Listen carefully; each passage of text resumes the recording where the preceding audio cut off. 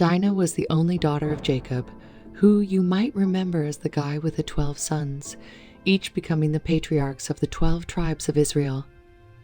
Dinah was the sister of these 12 boys, which probably meant she had quite the unique experience growing up. The story really kicks off when Dinah, curious and wanting to explore, goes out to see the daughters of the land. In her quest to connect with the local women, she catches the eye of Shechem, the son of Hamor, who was a powerful prince in the area.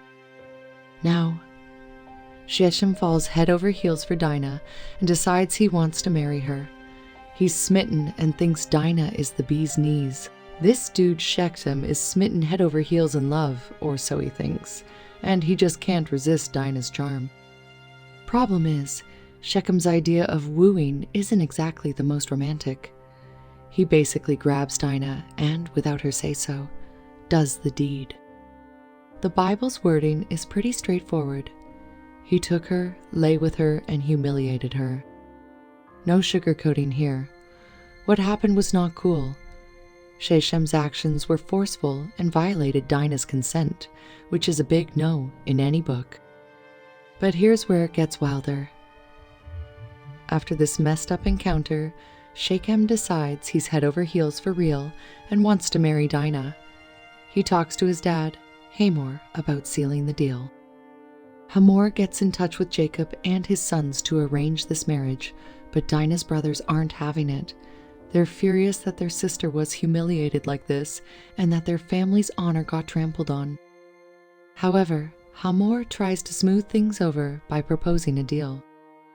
If all the men in their city get circumcised, then the people of Shechem and the people of Jacob can intermarry and trade freely.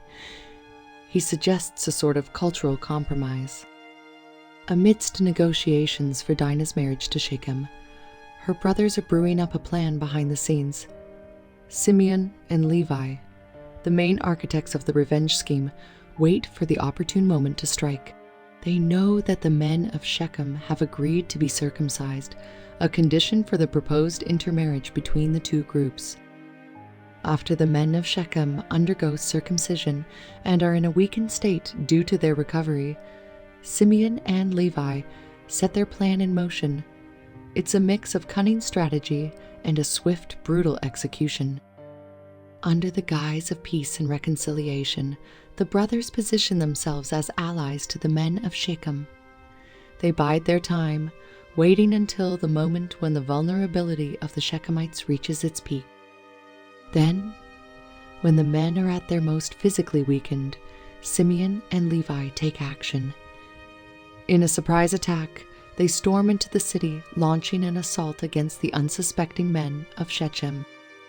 The brothers show no mercy, unleashing their fury and seeking revenge for their sister's violation. They wreak havoc on the city, slaughtering the men who had undergone circumcision while they are in a state of vulnerability and unable to defend themselves. The swift and violent retribution shocks the community, plunging it into chaos. Simeon and Levi, driven by their anger and desire for justice, execute their plan with ruthless efficiency. Their mission isn't just about rescuing Dinah or seeking justice. It's a statement, a bold and brutal declaration that no one messes with their family without facing dire consequences. Jacob is furious when he finds out what his sons have done.